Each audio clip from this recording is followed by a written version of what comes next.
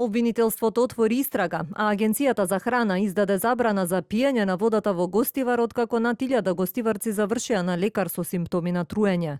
Инспекторите на терен утврдиле дека во главниот цевковод на водоводната мрежа на диво без одобрение поставена е пумпа која директно вбризгува вода од реката Вардар во овој водоснабдителен систем.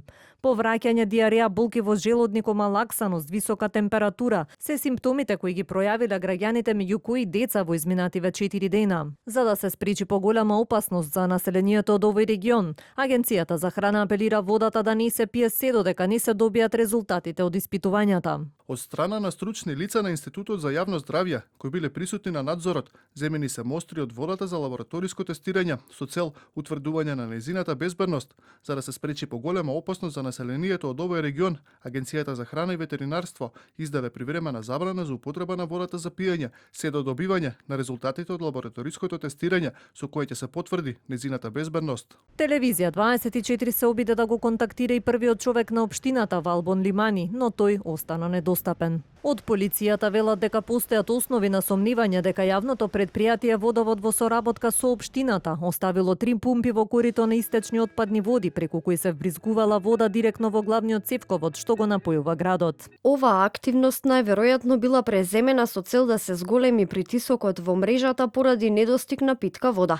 со што директно се загрозува здравјето на граѓаните на Гостивар. Се преземаат мерки за целосно расчистување на случајот поради сомнение за сторено кривично дело загадување на вода за пиење, предвидено и казниво по член 219 од кривичниот законник.